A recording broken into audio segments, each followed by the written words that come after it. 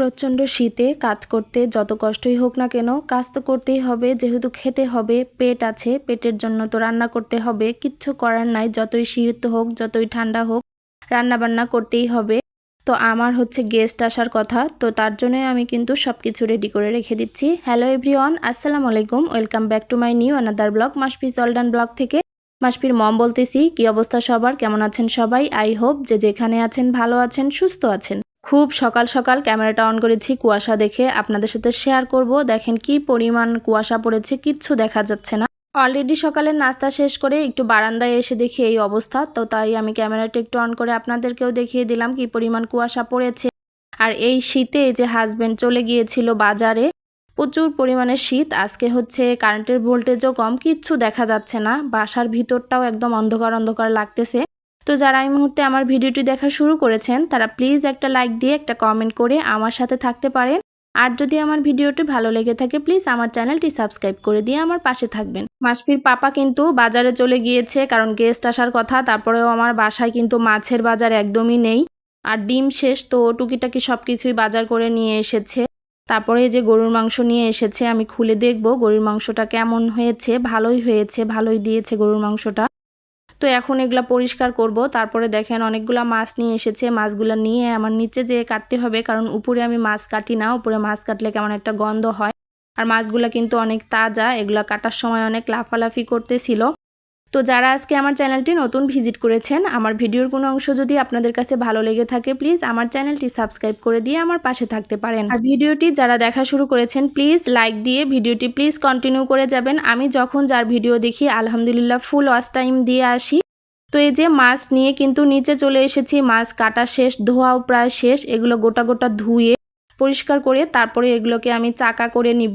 আর এই ঠান্ডার দিনে মাছ ধুতে তো অসম্ভব রকমের খারাপ লাগতেছে, কি করব, কিচ্ছু করার নাই, যেহেতু মাছ আমাকে। তো এই যে আমি মাছ কেটে ফ্রিজে রেখে দিয়েছি, আর কয়েকটা চাকা রান্না করে নিব। শুধু একটাই তরকারি রান্না করব, কারণ অলরেডি আজান দিয়ে দিয়েছে, আমি গোসল করব। আর আজকে প্রচুর কুয়াশা, আমার গরম পানি করে গোসল করতে হবে, খুব ঠান্ডা লাগতেছে, যেহেতু মাছ কেটেছি গোসল আমাকে করতেই হবে। তো এই যে আমরা কিন্তু গোসল করে খাওয়া দাওয়া শেষ করে রেস্ট নিয়ে একদম, এটা বিকেল বেলা, সকালবেলায় এগুলো ছিলে রেখেছিলাম, কারণ আমার মশলা বাটা একদমই নেই। আর ফলগুলা নিয়ে এসেছিল সেগুলো ধুয়ে রাখলাম, সবজিগুলো ধুয়ে রাখলাম। সকালে মাছ আনার জন্য আমি কোনো কাজই করতে পারি নাই, এজন্য গোসল করে একটু রেস্ট করার পরে বিকেলে এই কাজগুলো করতে এসেছি। পেঁয়াজ রসুন আদা একসাথে করে ব্লেন্ড করে নিব।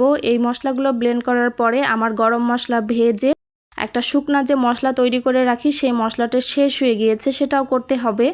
আর এই বাটনা রাখার মশলার কৌটাটা আমি হচ্ছে বাবার বাসা থেকে আসার সময় নিয়ে এসেছিলাম, কিন্তু আমার খুলে ব্যবহার করা হয়নি, যেহেতু দরকার হয়নি। তো আজকে অনেক মশলা যেহেতু, সেহেতু এটার মধ্যে রেখে দিব। আগের মশলার কৌটাটা একটু ফেটে গিয়েছে।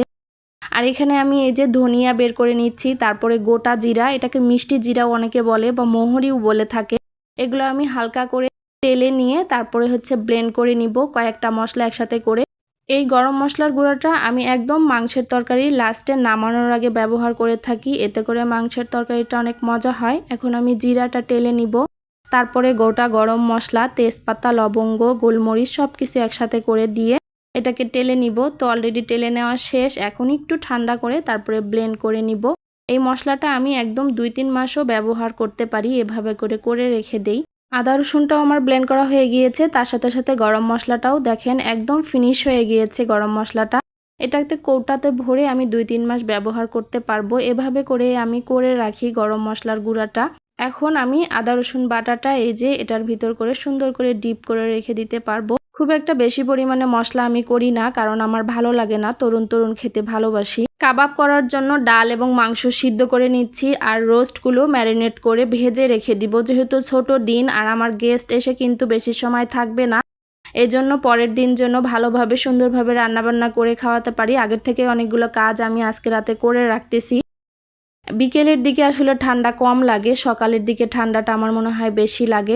রোস্ট ম্যারিনেট করে রেখে দিলাম, আর এপাশে গরুর মাংসটা আমি সুন্দরভাবে কষিয়ে তারপরে প্রেসার কুকারে সিটি দিয়ে নিব। আমার কিন্তু তাইলে কালকে আর গরুর মাংসটা রান্না করতে হবে না, কারণ যেহেতু 2-3টা রান্না আছে, ছোট দিন, ছোট বাচ্চা আছে, এত কিছু আসলে একসাথে করা সম্ভব না। গরুর মাংসটা আমি আগের দিনই রান্না করে রেখে দিলাম।